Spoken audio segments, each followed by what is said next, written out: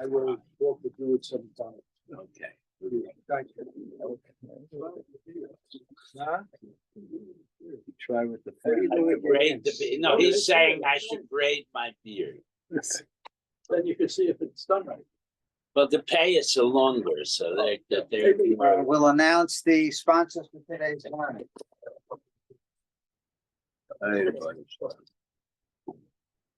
A Year of Learning by Gail and Leslie Kaplan in memory of their parents, Mushka Sprinza Bat, Yosef Chaim Bachava, Hanan ben Moshe Eliezer Natana, Kesha Bat Shmuel Yitzchak Halevi, Tzipora, Yisuf ben Yoel Moshe Atohen Ratana.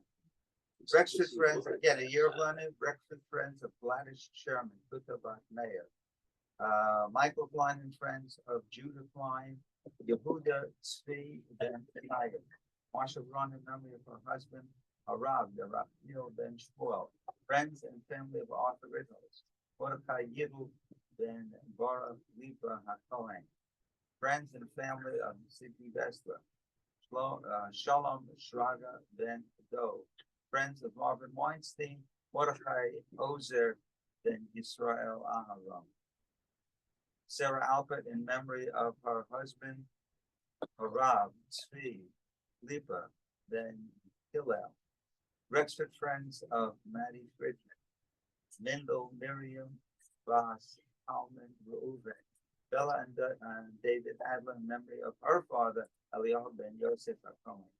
Friends of Honey Chafetz, Chana, Shoshana, Bas Yoel, Yosef, Friends of Jack Prince, Yaakov, Yitzchak, Ben Shmuel, Dov, Ainsley Friends of Sandy Davidoff, Shlomis, Bas, Chaim, and Eliyahu. Friends of Judy Cohn, Yehudis, Liba Bas, Moshe. Month of Learning by Jack Gilman, memory of his father, Yitzchak ben Abraham. Carol and Jack Samuel, in memory of her mother, Nachman ben Yamin. Mel and Haran Hala, in memory of his brother, Yaakov ben Abraham. A Week of Learning by Sharon Michael Glass, in memory of her father, Shlomo ben Yosef Cohen. Evelyn and I Walker, in memory of her Harav, Yeshayahu Yitzchak ben Harav Yisrael Yechiel Halevi. Marty and Judy Engel in memory of his father, Yaakov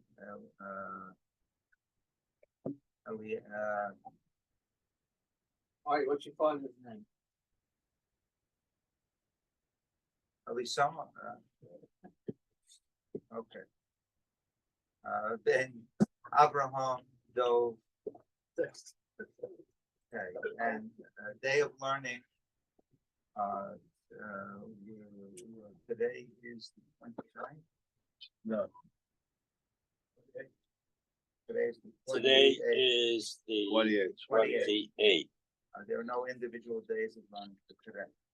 Okay, well, so we're at the top of Gimel, but I want to explain. We remember we said in the Mishnah, there's two ways to read the word mechitza. Shutafin shvatzilas, that's mechitza. If they want to make a mechitza, so the point is that it shows prerogative. So if you read mechitza as a partition, a physical partition, so they wanted to make a partition and they make a wall. So you see that making the partition is a prerogative, which yields that Hezekiah damage by looking is not damage because they only have to make a partition if they want to. But if you read it, if you read the word mechitza as a legal dissolution, not as a physical object, they want to divide their partnership.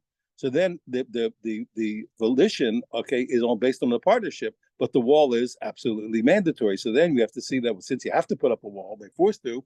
So then we know that Hezekiah is Hezekiah. Yesterday we read the first way. Today we're going to have almost a mirror image of yesterday's Gemara, whereas yesterday we brought the strength of the position that mechitza was physical, and we showed the weakness of the other position. Today we're going to bring the strength of the position that the mechitza is abstract, is dissolving a partnership, and show the weakness of the position that is a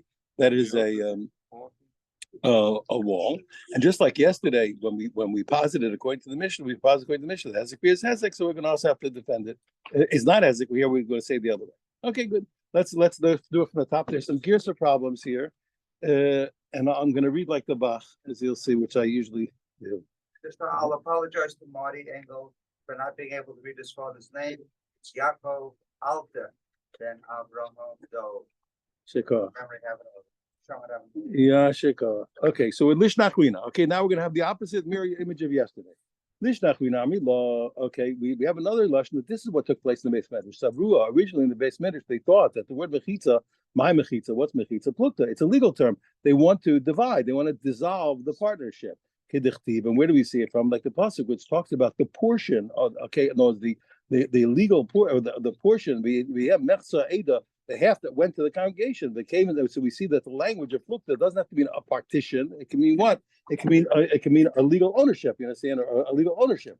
They came in there. They're part of a partnership. Or they're part of a whole. They came into Ratzu. So now, when you read the Mishnah, since they want to dissolve the partnership, bonus akos b'karchos. So now we say, once you decide to dissolve the partnership, they have to build a wall against their will. Alma, which goes to show has a clear shmehazik. You see that what?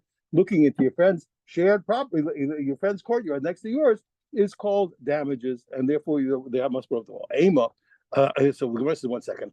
Let's challenge you. How do you know to read mechitza as a legal term, as a dissolution of a partnership? Ema, my mechitza. Good. Let's say it that way. Why don't you? How do you know it's not really a physical wall? It's like we said yesterday. If they want to build a wall, they build it according to the minhag. But if not, they don't have to. Because why? Because hezek is not hezek. And I'll show you what we brought a raya. Today I want to get the halacha. We brought a raya from the halacha mechitza zakerim, where the owner of the vineyard is forced to keep rebuilding the wall so that it doesn't so that his vines don't prohibit the field of the grain man.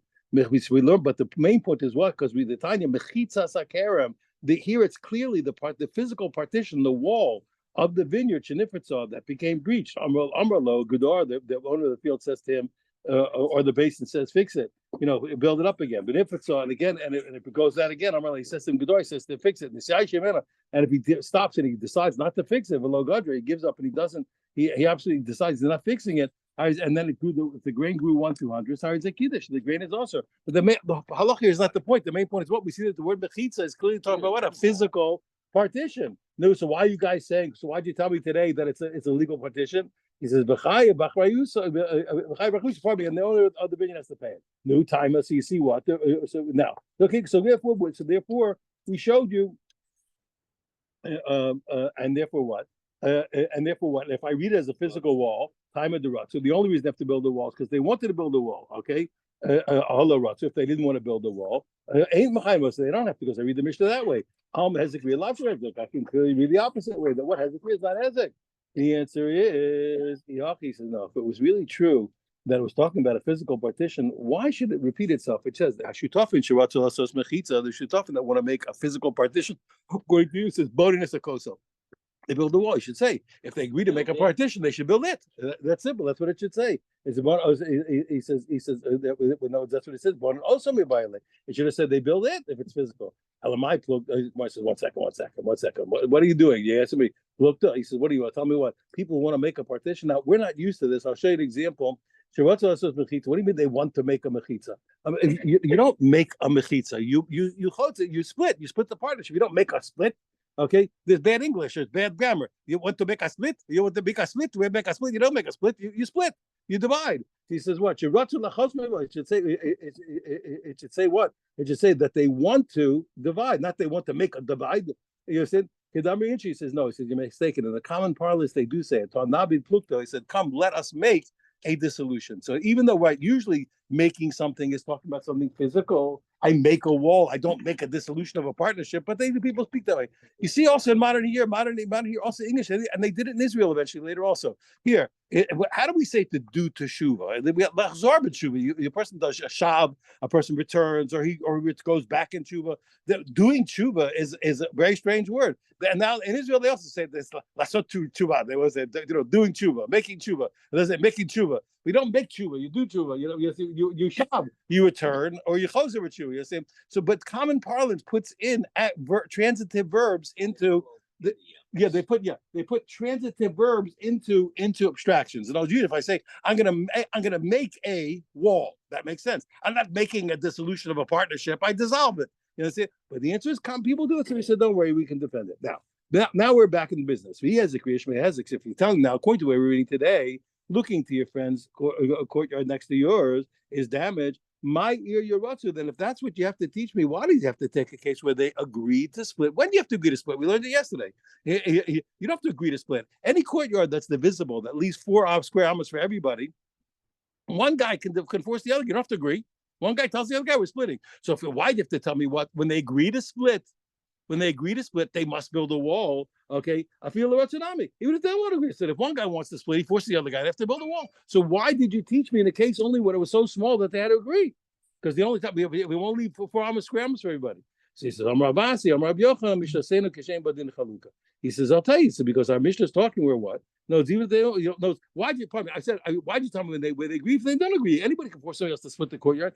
So we're talking about what? That it's too small to leave 4 amas. They can only split it if they agree. Okay. Who the rotzer, and therefore what? So therefore, the only way that they can dissolve the partnership when both agree. One guy can't force another guy to dissolve the ownership when it's not big enough. So Gemara says, 1 second, Michael Mashloim. Then wait a second. Then what do you have to tell me this for? What do you have to tell me this for? What's your point? You want to tell me? Why do you have to tell me they want to split? Oh, to teach me what? That when they want to split, they have to split. They have to agree, but one guy can't force the other. Everybody knows that. What do you tell me? Why does the Mishnah have to go tell me? You could have taught me clearly. You should have just taught me that when they split, they have to build a wall in a big courtyard. Why have to tell me Dafka case or one guy where they have to agree because one guy can't force the other? Why'd you have to go out anyway to teach me that one guy can't force the other? Okay, so what's it? Michael Mashman, why'd you have to go out of your way to take that case? The Chilesle Bechaluka Kirotsu Pligi. You want to tell me what? That even when there's no it's not big enough to split. Once they agree, they have to split and they're obligated and they can't go back. That's what I tell me. Tanina, we learned it in a later Mishnah already. There's no need for the Mishnah to go out to take that weird case. Hey, Masai, we learned later on. When do they split? When don't we split a small courtyard? When both of them don't agree, I was once they both agree, I feel the that even if it's not big enough to split, choking they split it, and once they agree, they can't renege. Yeah, so I learned it already. So why would I Mishnah have to take a weird case to teach me that Allah? I know that Allah. I learned it later. He says no. He says even awesome. If the later Mishnah, okay, maybe we see it was say no, because I might have thought no. You're right. Well, we learned later that when they both agree, they can't go back. They can't go back, but they don't have to put up a wall. Maybe they just put in pegs, just enough to demark it, because you're going to ruin the little courtyard. It's small enough. You're going to ruin it with a wall. So I would have thought, well, yeah, they have to split, but they don't build a wall. I should just know that what. Kosel, even when they only could split because they both agree because it's not really big enough to split, even so, you still have to build a wall. Yeah, okay. I've listening. Okay, it's new, so you got to be chiddush. So if you already told me what, why don't you tell me our first mission, which you already taught me the law, that no matter what, not only do you split when they agree, but you split and you have to build a wall. Who needs to teach the other case? Okay, where I can't even tell for sure that you have to build a wall. Why'd you teach me the second Mishnah? The answer is safe. It's because later on, the truth is that the wall law there is really a lead up to the next law. Okay. Why is it? Because the next law says the Kisvi HaKodesh that let's say they own Torah, Nevi'im, Ksuvim, and they can't. And it's not a question of splitting the scrolls. They want to split literally one scroll into two. Alpha Pisha Shneim Rotzi, even though they both agree to do it, it's not covered. We don't split up holy books, and you have to understand that what is this reasoning? Because you have to remember, I told you all the teaching in the Mishnayos was pedagogical. There's a million things. I'm exaggerating, but there's tons of things about the way the Mishnayos is composed to make sure that it's memorizable. You understand that you can hold it together. So often we'll introduce something. The introductory remark per se is not necessary, but it's the right way to teach it. You said if you put this one first, then you put that one, you have the connection. Then people remember. You have to remember Shisha Shadarim of Mishnayos is a big deal. Is a big deal, and the Shisha Shadarim was honed down from 600, and it was too big. So even the 600, they had to work hard to make it digestible and knowable. And I told you, there's one thing; it's frightening. I think it's an Arachan, if I'm not mistaken. There's a Tiferes Yisrael. I'm a big fan of Tiferes Yisrael. I love the Tiferes Yisrael. Unbelievable. So there's one place, there's an expression that the rabbis say, "Luli the Mistafina." It means what? If I wasn't afraid to say this to your guy, I'm going to get in trouble. There's one place his mom is killing himself to understand one word in the Mishnah. He can't. It's killing him. It's killing him. And he finally says, "Lulu de Mistafina." He says, "If I wasn't afraid, I would say that it was here to carry the tune." So because they have a tune. They used to know the Mishnah by sing it. He says, if I wasn't afraid to say such a outrageous thing, I have to feel. I think this word might be to keep the tune going. Yes, but the main point is what? Yeah, he says it. But For the meter. yeah, for the meter. But the main point is what you see how. But for him to say, why would he say something? Because you see how important it was in the Mishnayos to be able to remember. That's the point. So sometimes you'll have an introductory remark which is per se not important, but for itself. But as for the overall balance and teaching and the safe, but it means what? Because you're going to remember it properly. And you have tons of things like we have, for example, we have in the Mishnayos, we have zu ve'ein tzarich lomar zu. This and this goes without saying. Or not only this, but even this. So why are you saying both of them? So we have to explain those things. But all those things are what we call pedagogy. They're stylistic formations. So, no, it's things that we allow for certain things in the Mishnayos because stylistically that's the best way to pass down the tradition. So not everything can be explained as part of the legal dialectic. There's other than there are pedagogical justifications for Ryan to the mission. Okay, good. Saying right now, Yeah. it's splitting up the fields, not the same as splitting. Yeah, it's saying that it's why not? You could take it's easy to split. You don't have to truly desecrate a scroll. You take it. You take out the stitches. You're not destroying, God forbid. You're not going to rip the words up. You take out the stitches and you give each guy, between the pieces of parchment. You take out the stitches. You see, even that, you're not, God forbid, you're not going to tear up the holy words. No, because there's a good background. You say the other way. Listen, I'll take chapter 1 to 10. You take 10 to 11 to 20. You see, but we don't do it. It's still even not to tear the words. It's considered a disgrace of the book. Question, there were a few books, there weren't many. This one's a field with stuff crowds growing in it. This is No, but Lucia, I hope you and I are partners in a book of the prophets, and we hold it precious. And I'll take my few chapters and you take your chapters. I'll figure it out later. We're talking about just division. We're just going to divide it up.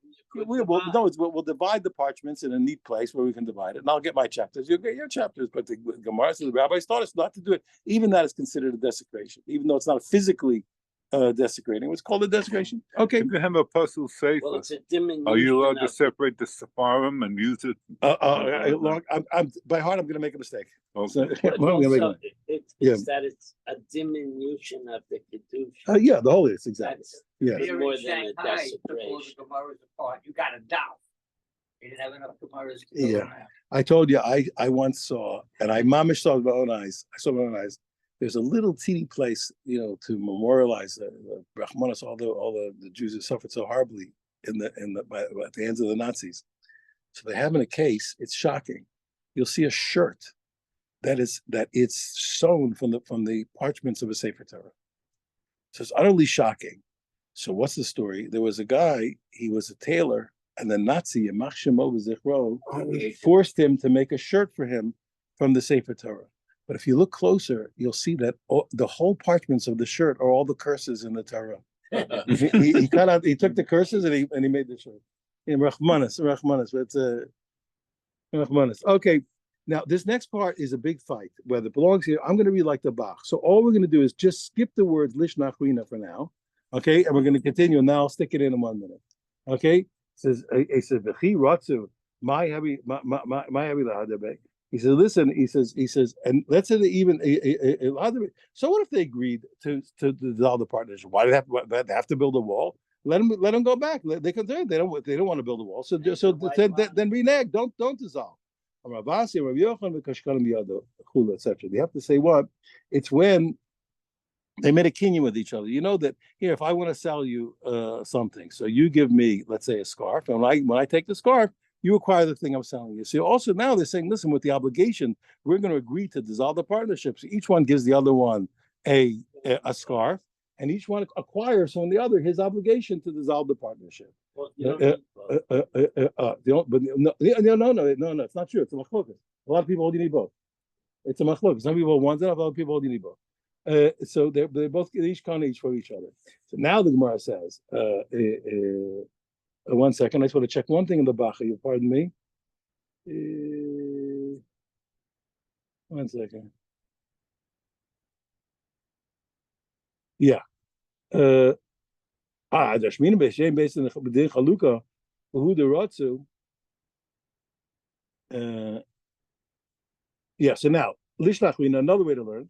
Why are you teaching me in a case where what in the Mishnah is similar to what we learned earlier? That's why they argue about it, because it is a little bit of repetition. So why did our Mishnah take, like we learned earlier, what it's talking about when it was too small to split, and they only split Behudaratsu only because they agreed. Why don't you make it even the normal case where where what? Where one guy, they don't have to agree, one guy forced the other and they have to build a wall. I'll tell you why, because I could say what if you'd have told me it was big enough to split, and therefore even if they don't both agree, but one guy wants to, they have to split and build a wall. I might think what that when it's not big enough to split, I feel the rotza, even if they agreed nami low, even so they don't have to build a wall, even though they don't have to build a wall. Like we said, Kamashwan tells me what they went out of its way to teach me the case where they had to agree to split, and even so, even though it's not really splittable, even so they still have to build a wall. He says, can you really say that you would have thought that when they agree to split, when it's too small to split, that they wouldn't have to build a wall? Well, the Tani say, but didn't we learn later? Amasai. Okay, when did we learn what that that we don't split the wall when there's not big enough? When it's too small to split, we don't split it only when they don't want to. But when they both agree, they have to split and they can't go back. They split it and they can't renege. My lavakosa isn't obviously speaking about the previous we learned previously. What they split it and have to do a wall. So I knew it already from the later Mishnah. No, it says no. Again, we said later from the later Mishnah. I would have thought what when they only split because they agree because they're really not splittable. They split with the marking line, but not by what? But not by building a wall. Less they have. Okay, but so what? So once you taught me in our Mishnah that even when it's too small to split, if they agree to split, you have to make a wall. Why do you have to teach me the next Mishnah that they still split and can't go back when it's too small to split if they agree? The answer is Sefer Tzrich, like we said earlier, that what? For the later Mishnah, because we really used it to introduce the next din of a Kisvei HaKodesh by holy books, even if they both agree to divide up the holy book, they didn't do it for the sake of the holiness of the books. All right. But my Kimta, the Maslisim. He says, one second. You said our Mishnah is talking where it's too small to split and they agreed to split. He says, if it's too small to split, pardon me, even if they agree, what's the problem? They can go back. Why? What is it? It's just they just said they're going to split. So if they don't want to build a wall, so say, okay, so we're not dissolving. Yeah, change his mind. I'm a Rabbi. I said, Rabbi Yochanan, because again, why? Because they made a kinyan with each other. Huh? One's reneging. Yeah.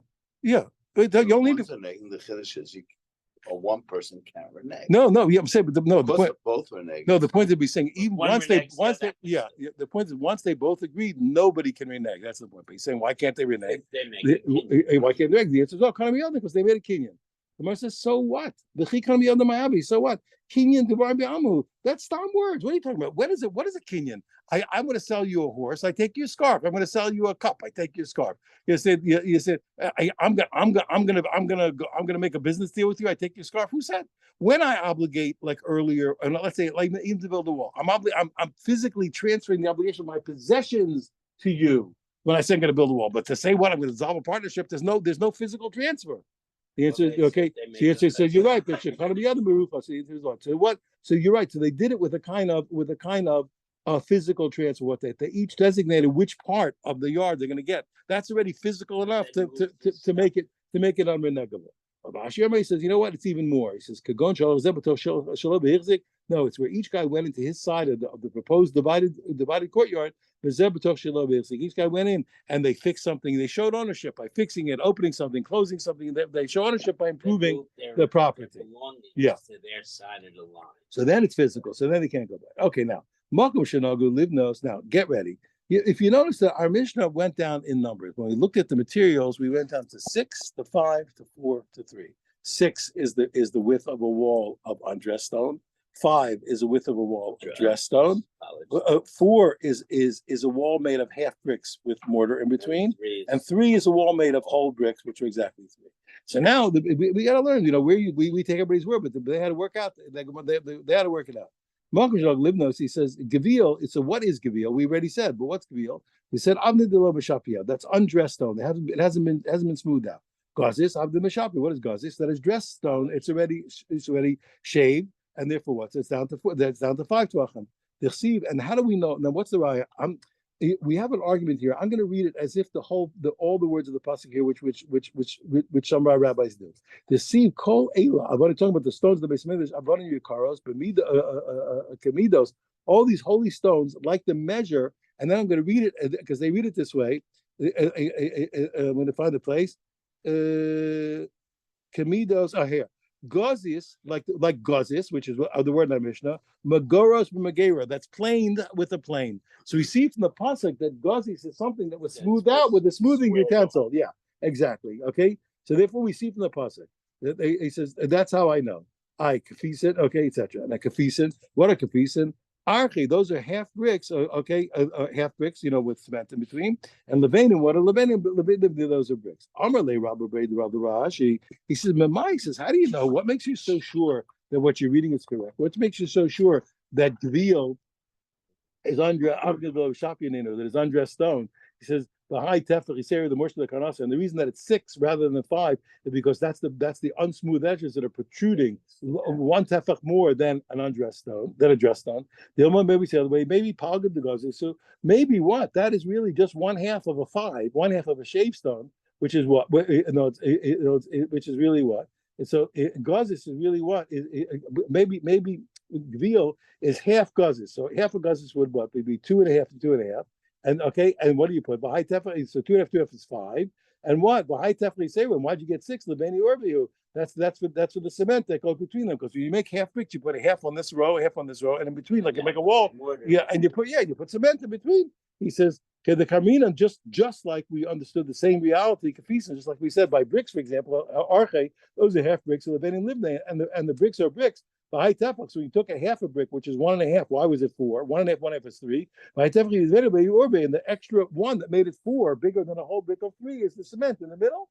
Amar Lei says, get out of here. He says, listen, you want to start playing games? Well, the time he said, according to you asked me how I know what I know. He says, Kafisin, who told you that Kafisin is arche, is half brick? Minon, who told you? How did you know? Al Gamar Gvila, because you have a tradition that's what the word means. He says, Gvil Nami, also when it comes to what? To the word Gavil Avdil Mashapia, he says Gemar Gemila. It's a handed down tradition. That's how I know. And that's why I told you I'm very careful not to translate things that I don't have a tradition for because I don't know. You see, I don't want to get into trouble. I told you, I had one guy chased me for years here in America. He kept calling me because he wrote the book. He identifies all the animals, and I keep telling him, listen, I'm scared of this stuff. He knows what everything is. So the truth is, the guy's a little bit. He's a very bright man. The guy. I saw his book finally. It's incredible. But who says? You're saying certain things you need a lot of things you need a tradition for. Even the Rishonim argue. Exactly. Yeah. And the truth is, his argument is quite reasonable, but it doesn't prove anything. Yes, it can't be. Exactly. You have to have a tradition. I had where I used to live. I was living in Phoenix. So there they have what's called not a P. It's not a P. I don't know. P. He's going to do it the way with originally. I forgot the one. It's a certain kind. It looks like a chicken, but with spots. Yes, and so the truth is, the whole world, mostly actually, and they had the Eretz Yisrael. That one guy from North Africa had a tradition that they were kosher. You could eat. Yeah, he had a tradition on that. But the question is, do you take somebody else's basara? So that's a big problem. Anyway, okay, good. Now, so now we have to. No. Ikadamri. Yeah, I know. Ikadamri. Okay, now some people learn that the whole argument was the other way. It's the same argument for the other side. Amar le Rabacha Breder Rabavi Rabashi said to me, "My dad kfisin archanin." Who told you that kfisin is half bricks? Okay, he says v'hai tefach l'sei leveni orbi, and the reason why they're 4 instead of 3 is because of the cement, the one tefach in the middle. Dilma my kfisin avdil mishapian. Maybe now even from Rashi it means what? Really, what kfisin is really not a half size of a brick. It is what? It's an unshaven brick. The brick also has protrusions. It's an unshaven brick, and an unshaven brick is 4. Who told you it's 2? It's 1.5, 1.5 plus 1. Maybe it's a 4. It's a 3 plus a 1 that wasn't shaven. He says, "Well, I definitely say the morsha the kanasa." Maybe bricks also have what protruding protuberances. Yeah, protuberances.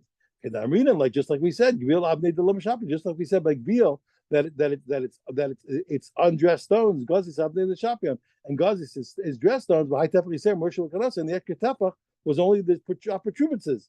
Amalei said to him, he says, "Oh, time get out of here." He says, "Veal avmilim shaplan." You're bringing a proof from the veal. How'd you know that it's an undressed nominal? Elam Gemara Gemila. The only way you knew it is because you had a tradition. Achanami here too. Gemara Gemila. It's a tradition, and you can't play games. Amra Abaya Shmamino Kol Beni Urbi. Okay, tefach. So you see what? Whenever you have to put cement between two rows and a wall, it's a tefach. What's the point? Because it means what's this is the halacha of Choshen Mishpat already. If you contract somebody to build a wall with two layers, an outside and an inside layer, you're obligated to put a full tefach of what? Of cement in between. Okay, he says, okay, the Gemara says, but you know what? That's only true when you're putting pure cement. So when you put cement with stones in it, with gravel, it has to be even thicker. It doesn't hold well. You have to have even thicker. Some people learn the opposite way. When is it one tefach? It's with the stones of a batina. But if you put pure mortar, you don't have to have as much. It could be even less. Okay, now we're going to learn furthermore. This is a very interesting piece. The Gemara is going to make an assumption that the numbers give a ratio for what's called tolerance. And we take a look at our Mishnah. Our Mishnah is we demanded what? We told you, for example, that a stone wall that's five tefachim wide will support. Now, how was the minimum of the wall? Had to be what? Had to be 4 amos. So 4 amos is what? 4 amos is 24 tefachim. See, the ratio you'd think is what would be 5 to 24. So what would be if you had 10? Let's say you had 5 tefachim for 4 amos. Let's say you had 8 amos. How wide would it have to be to stand up? 6. You think no? You'd have to double. You would guess it would be double. 6. You would think, right? You would think exactly. You would think that that it's a constant ratio. The Gemara has to tell us what now. I think there is a ratio, but this is not the one. In other words, what's the point? The name of the was is called Arba Amos Go Vayavi put your Chamisha Koi Ilo Lokoi. So you see what from the way the Mishnah taught me that what you have to have for a stone wall that's 4 high needs a width of 5 tefachim. He says I'm going to show you it's not true. In the first place of Mikdash, there was a wall. There was a wall that was 1 amma that was only 6 tefachim wide. And how high did it stand? 30 ammas. 30. Whoa, that's not going to work at all. We said we made it 8 ammas. You it'd be double. We only have 1 more. The heavy gavot plus an amma was 30 ammas high. Levi Puchel, as she's push. It was only 1 amma. It was only 6. You only have 1 more tefach and it didn't make it. How do you do it? If a comment, it still stood. The Gemara says, no, you make a mistake. That's not the true tolerance. Came to tefach, you say rakoi. Every added tefach adds much more height than you thought. I know you don't have to add so much more. 1 tefach added will take you all the way from 4 amos all the way up to what? 30. All the way up to 30. All the way up to 30. Is this from practical knowledge, from experience? Yeah, they had everything. They had everything. They had both. I'll tell you what. They had both. I'll tell you what. They had both. Sometimes we see the Gemara will say something, and the Gemara will say, what do you mean? Everybody sees in reality it doesn't happen. Right. We have sometimes practical, and sometimes it's done by learning. One of the rabbis, there was a famous philosopher. That's another story. But there was a famous philosopher who wanted to show up the rabbi. So he put a certain kind of snake, a female male together, to see how long is the gestation period of the snake. It turned out it took 7 years. It took 7 years. He figures this is it. He's going to get a zinger on the rabbi. You know what I mean? So in front of the king, he challenges the rabbi. How long is the gestation of this snake? So the truth of the rabbi doesn't know. Well, later he meets his friend. His friend tells him 1 minute. He says 7 years. And how do you know? He teaches him. He said because you know that it says when Hashem curses the snake, he says he's cursing the snake more than the behemoth and more than the chaya. Right? That's the lashon of the chumash. More than the behemoth, more than the chaya. He says, let's look. He says, a behemoth tameh, like a dog, an unclean behemoth. How long is the gestation? So I think it's 54. Each animal. 54. I think it says. So he says what? He says, and the elephant of a chaya tameh is 7 times that. It's a whole year. I think it's 7 times that. So he says, if the chaya tameh is 7 times the behemoth tameh, must be that since Chava was cursed more than the behemoth, must be the same ratio. So if the elephant was cursed 7 times more than the behemoth, chai 7 times more than the behemoth, so must be the human is 7 times more than chai, must be the snake. But the snake, must be 7 years. The snake must be 7 years. So the guy runs back in front of the king. He tells him 7 years. So the guy says, "How'd you know?" So he tells me he knows it from the Torah. So the philosopher Mamash is broken on. He says, "But I had a watch for 7 years. I had to actually sit down and observe for 7 years. This guy hands me in 1 second. Yeah, he figures it out." So the answer, they had both. They had really, there are things that we know. There are things we know, and that's why I get upset sometimes, because there are things that people misinterpret. It's true that you'll see sometimes the rabbis had incredible knowledge, so everybody thinks it's magic. Oh, he was the holy twinkling rabbi. He reached into the heavens and he knew the Torah, and from the Torah itself, he had formula. That you see, he had formula that told him that something that this is the way it has to be. You understand? There's a famous guy. There's a story of the Chazon Ish where a guy had it was a question for a brain operation, whatever it was, and he told him should he go to Chutz La'aretz to get the operation or not, to go out to Eretz. So the Chazon Ish told him, listen, he says there's machlokas here if this is a treifa or not. He says, and here in Eretz Yisrael, like the Beis Yosef, he says this is not considered a treifa. Stay here and you'll be safe. So he knew incredible things by the Torah itself. He knew, and I'll tell you, this is really true. I don't remember how old I was. I don't remember how old I was, but I was much younger than now. You were So under 20. yeah, no, it was over 20. But Okay. so remember, they used to have them before the internet. They had Time and Newsweek were the leading weekly magazines, and they often had the power same article. So this particular week, in both Time and Newsweek, they had this incredible breakthrough, which is against the popular desires of the time already, and they saw that for the certain brain operation, it had to be done differently for men and differently for women, which is of course against all their beliefs, and they're in shock, etc. I happened to meet my friend, one of my mentors, who I always looked up to very much. He should live me well, Rosh Meir. So I met him in a certain base manager. We used to hide out, and I told him this thing, and he jumps up and he runs to the wall. He pulls off a book off the wall that had to be written at least 100 years ago, 100 years from then, 100 years ago then, at least, if not more. And he points to the guy, and the guy in the books, he says, I want you to know, he says, that there was a certain operation on the brain, he says, and I'm positive that it's done differently for men and for women. He showed me a book from over 100 years earlier. He says, I'm positive done differently for men and for women. He says, Hoduli, he says, and the wisest of the doctors said that I was correct. He says, but I didn't learn it from medicine. I said, I learned it from the Shtal, so I learned it from the way God made the world. I was able to know how this approach is done. So sometimes he said, sometimes a person just has to know the formulas of the Torah. They can also know. So we have both. They knew the world around them, and they also knew the Torah. Okay, but here, okay, now, so that's what they told them. Now, once we're on the subject, we're going to be on the subject of the Beis Hamikdash for a while. Okay, over in my time of Amatraxin. Why was it, by the way, in the second Beis Hamikdash, instead of a wall between the Beis Hamikdash and the Holy of Holies, there was a curtain? And he says, so the Gemara says, I'll tell you why. He says, because we're going to have with one amma 30 high. You can do 30 ammas.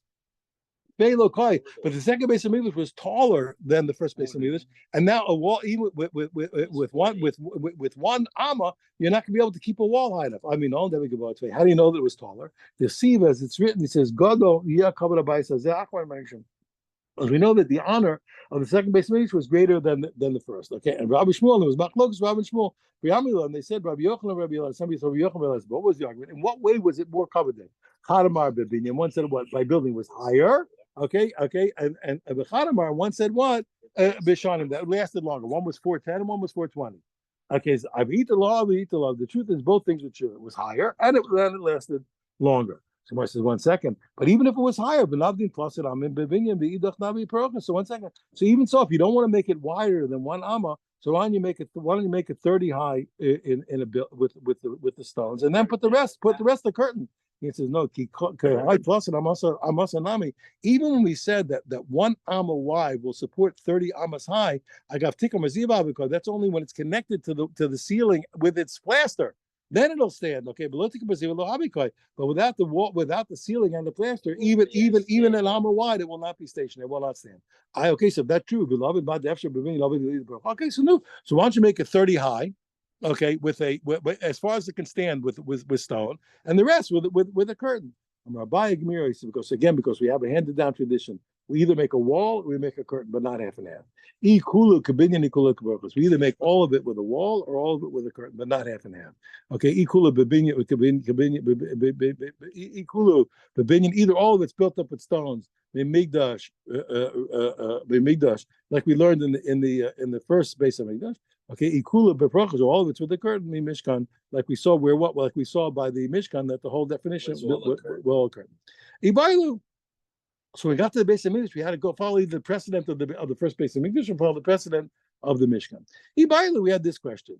when you told me these widths, I don't know, because remember, in addition to a stone wall, they would also plaster. Forget about the cement in between the stones. They would also plaster the wall itself, on the outside of the wall. He says. So when you told me these measurements, let's say these stones, that measurement, let's say you told me 6, 5, 4, whatever it is, to see them, that includes them and the plaster. Oh, Dilma, below see them. No, that's the width that you're obligated, and then you still have to add put the plaster on. I'm Rav Nachman, Bar Yitzchak, because how it's a big difference in how big the stone is. When Nachman Yitzchak Mistabra it makes sense that the number they gave was with the plaster. Because it was without the plaster, it's 9 this year. Then you should have told me. You should have told me how much the plaster has to be, and then I have to know how much plaster has to be on them. Hey, we see them. So it must be, since it didn't bother telling me how thick the plaster has to be, it must be that the number that they gave is them with the plaster. No, that proves nothing. No, it gave the number without the plaster. But claimed to be tefach. Since the plaster never is a tefach thick, the Mishnah doesn't bother to teach fractions of tefachs. Any measurement that's less than a tefach, they don't bother. They only give me measurements that down to tefach. I went to second. So the Mishnah's not dealing with less than a tefach. I'll show you that we did. Didn't we learn? But Levanim, he told me what. When it came to bricks, then I say tefach. He told me what, that by bricks each one gives 1.5. So you did measure halves. So I said, the halves that I measure add up to 1.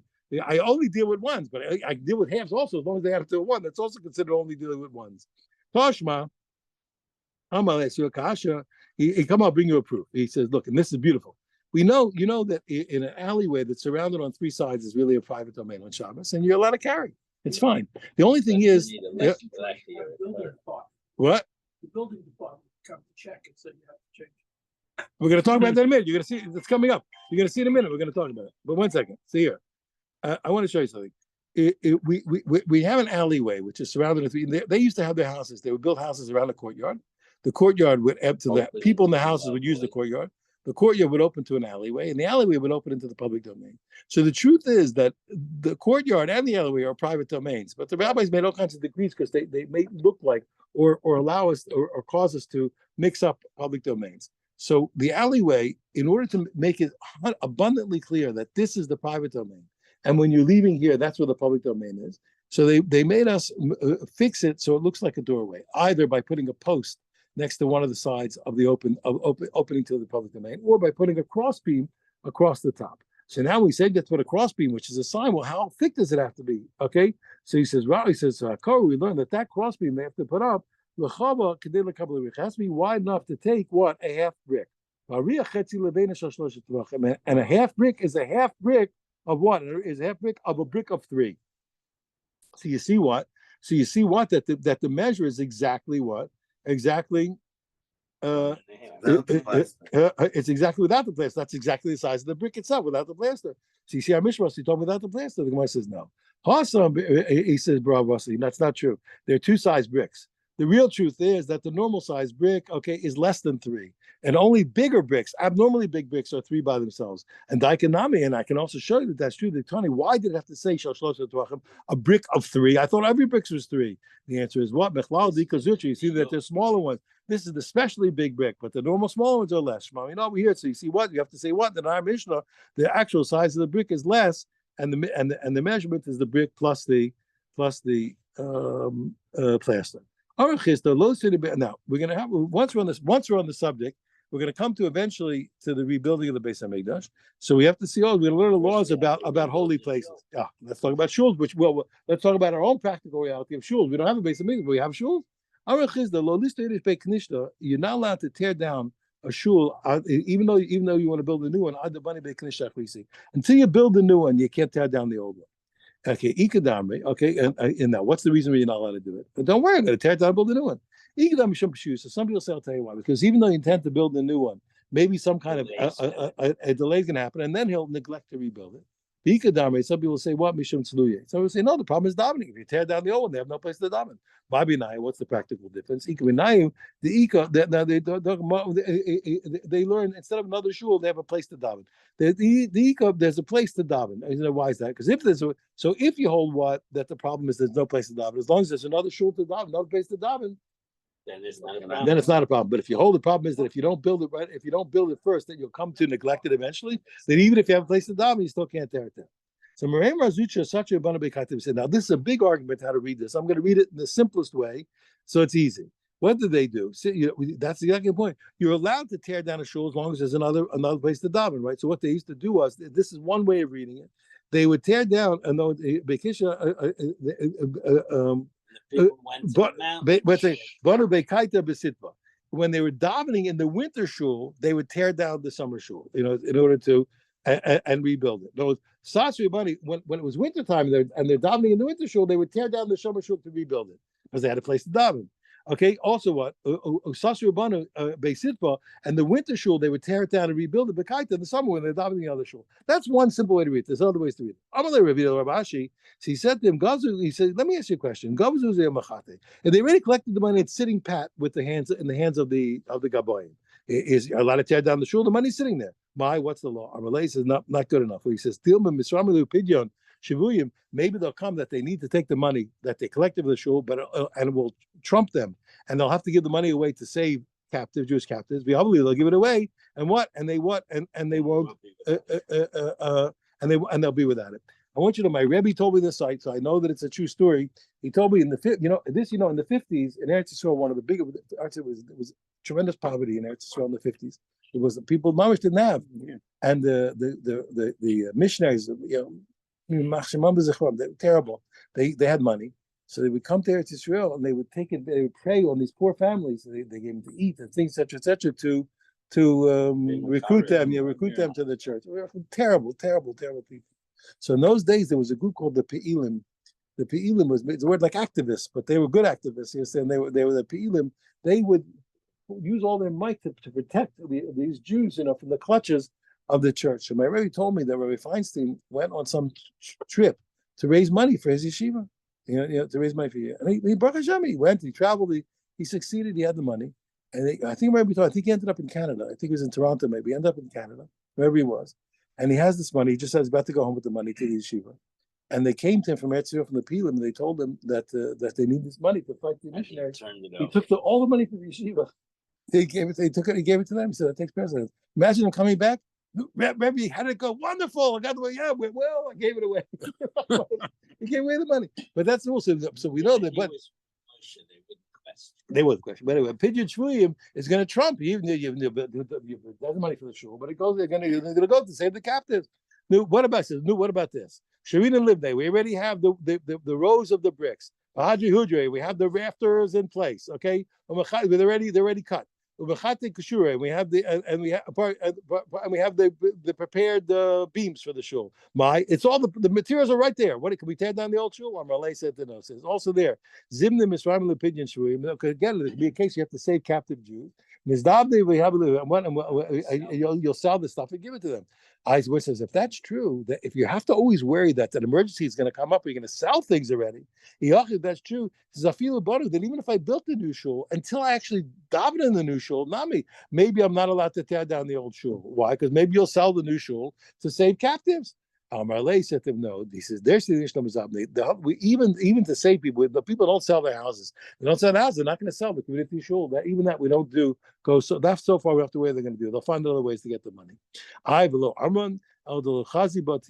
with the whole rule of not tearing down a shul to before you build another is only when you didn't see a crack in the building. It's structural. If it's right. It's structurally unsound. If you see already crack in it. Then you tear it down right away and rebuild, even though you have another one. Rav Ashi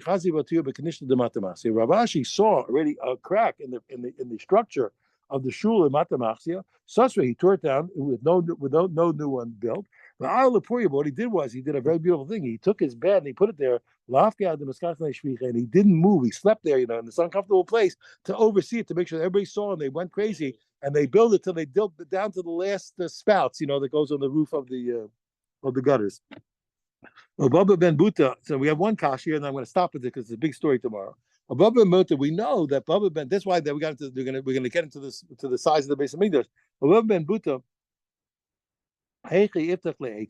How did Baba Ben Buta give it lahordis? How did he advise Hordis the mystery of the base of Mikdash? How did he advise him to tear down the base of Mikdash to build a new one? Okay, didn't we just learn that you can't tear down a shul to build a new one until you build a new one? He says, Ibai Samer says two possibilities. You're right. How did Baba Mutta tell Herod to take it down? He says either Tio Chazaway. One, either he saw a breach in the structure, so he was loud. Ibai Samer, or another thing, the whole principle doesn't apply to kings. Why? The low hadre kings are they don't go back reneged. Shmuel told us. If the king says I'm gonna uproot the mountain, I'm gonna dig out the mountain, Uncle Turi is gonna uproot the mountain, the hadre is not gonna go back. Okay, this we're gonna stop. We have a long story about Hortus. We'll do tomorrow. We'll call that a daf. Everyone have a wonderful day and a wonderful Erev Shabbos, wonderful Shabbos. It's next. Mortar, yes, yeah. I know. I thought about it 10 times this morning, and I still said it's a man. I know it's true what you said. You're supposed to be mad. Yeah, I am, but I forgot. Yeah, good morning, wonderful morning, good Well, it's Shabbos. interesting, Chaim Berlin, when Yeah. they built the new, well, this is going back Yeah. about 30 years ago. They didn't tear down the old base, just into the. That was new it. They one. did the same thing. Yeah. And then somebody said, but it's a functional building. How do you do it? So they had the city to condemn the building. Oh, really? That's what they did? No, because of the zoning rules, they weren't allowed to take it down. After they built the new one, they weren't. allowed to wow, just, so they- take it. So they had some nice Yeah, instructor definitely. that There were a lot condemned of it. interesting mices. There were when Breuer's, when the yeshiva by Breuer's, I don't know the name of it, was being enlarged. So a guy gave them $6 million, and Dr. Breuer said you can't take the money from him because he's not Shomer Whoa. Shabbos. So they said to him, "This was our biggest gift." And in Metzias, people scale up, and because you think of yourself as half as good as Schwartz, so if he gives $6 million, you give $3 million. We can't turn him down. So he thought about it, and he thought about it. He says, "Okay, you can use his money if you specify it's for the gym." Yeah, exactly. It's the famous. I want to tell you something. I didn't know. I grew up in Baltimore, and I there was a certain There's shul. also a dorm near Yeah. Yisroel that was a Could be- non-Jew so, yeah. because he said you could Yeah. use it for the dorm. So there was one shul that was really the bastion of true observance. Glen Avenue, exactly. And it was really a Yekisha shul. And nobody was Yek anymore. but Well, they the did all rabbi the was the minhagim. Lubavitcher actually. Yeah, but but old they did all the minhagim. old school Lubavitcher. Yeah, old school Lubavitcher. Yeah. So listen to this. So, but what I didn't know was, and that shul but they were mamish Yekim, and I didn't know that they were so adamant with their religiosity. Nobody who wasn't Shomer Shabbos was ever allowed to vote. Get a They vote. couldn't do anything, and I didn't know this. Two of the most famous shuls in Baltimore were shuls that left this shul to be less religious, and they were the pillar of religiosity. And I respected the place then, but never to the degree And what the Buddha was a break. he was But this I never amazing. It was an amazing. They were really amazing people. And here's what. But listen to what the guy wrote. I read the guy wrote a book. He said also the non-Shomer Shabbos German Jews. No, they agreed that To the non-Shomer Shabbos rules. people shouldn't vote. Right. To They the rules. agreed. to the They rules. agreed to the rules. The non-Shomer Shabbos Germans agreed that they shouldn't be voting. That's what I It's read. like England, where all the shuls are Orthodox shuls. Yeah. The parking lot. I couldn't believe it. It was real. Huh? Marty, we got a It's minute always done by today. rules. Yeah, they followed the rules. No matter what the Yeah. rules are. I couldn't. I was. Nice. Yeah. My respect Thursday. went up. So when I realized how courageous they were, and they didn't compromise. I'm feeling beautiful. Well, if you go out of town, you go to Pittsburgh, there's always a shul called Shomer Shabbos. That's what it is. Because that shul had rules. You couldn't get an aliyah If you drove, daven for the Yomid unless you were Shomer Shabbos. who was the first German rabbi who went to Breuer's eventually? Who was? Rabbi Schwab. Yeah, he came. He was in Baltimore. They took He was him in Baltimore from Germany. But Baltimore brought him from Germany. Yeah. And Breuer's brought him From from Baltimore. That's called aliyah. This other rabbi, the Lubavitcher, he was old. I knew him well. He was an But he incredible was guy. before. He was he was incredible guy. Incredible guy. Hey, Trump, gonna rebuild Ah, the wall with the same Today material? it's not stuff like. Well, no, there are. Look, Shimon, Yeah. when Trump is gonna rebuild the wall, that's But he had some. No, No, that's a we'll have to. freaking We'll go up. mess. We'll have to go up No, measure. We'll no, see. That wall We'll measure. real pictures. That wall doesn't, it's not a stone wall. And they did not have rebar in Rebar, those yeah. days. Today, Right. a stone, what we call a stone wall, Right, has is that's the, not the same as they. right, right, right.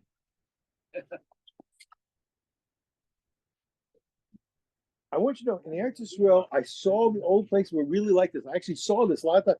I saw the stone walls with the stuff in With between the the stones. thick stone. And but with plaster, I On was the shocked. surface, I didn't know yeah. that an outside wall was gonna be plastered. They did. Well, on one side, Yeah. to show who was the No, owner that was the building. thing though. But in general, they plastered. They also Yeah, put a well, smear on the outside. You want a nice Yeah. wall. Do you have Yeah. plaster in your apartment? No, Yes. you have sheetrock. Oh, actually, We had a house in Long Beach yeah. that was plaster. You can't imagine. The sheetrock, they just nail up the sheetrock. Plaster, they have to The smear. I know. It's big. boards and Yeah, then yeah, wire yeah, and then yeah. smear. It takes 3 days. Yeah. And you get a little crack and it takes 3 days. Right. You know,